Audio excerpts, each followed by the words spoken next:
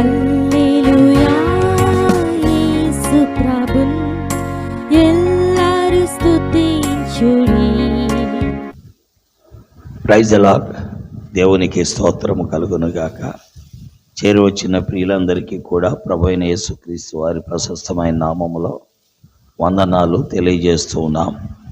సామెతల గ్రంథం 16వ అధ్యాయము 1వ వచనాన్ని మనము చదువుతున్నాం.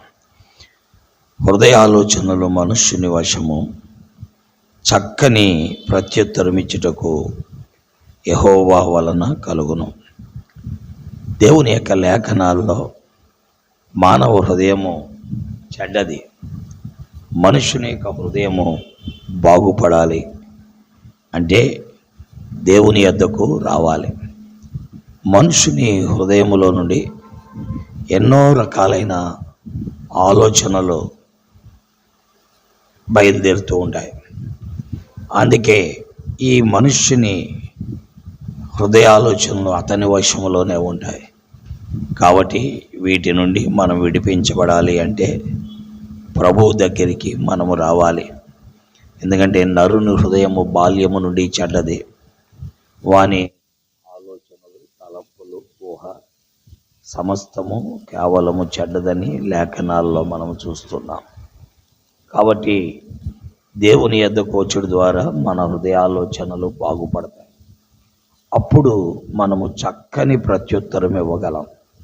చక్కని ప్రత్యుత్తరం ఇవ్వాలంటే హృదయాలోచనలు దేవుని ద్వారా క్రమపరచబడాలి.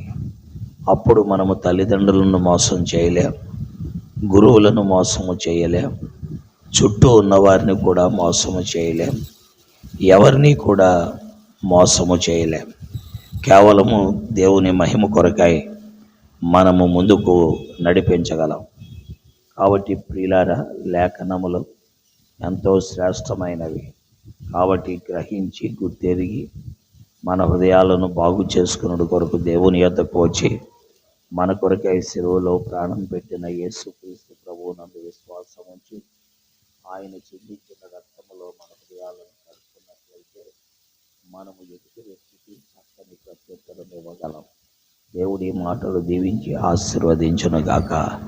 ఆమేన్. ప్రేమ కలిగిన తండ్రి, పరిశుద్ధుడైన దేవా, నీ ఘనమైన నామం కొరకు వందనాలు. నీ వాక్కు ముద్రించి ప్రజలకు మేలు చేయమని యేసుక్రీస్తు వారి దివ్య నామములో ప్రార్థిస్తున్నాం తండ్రి.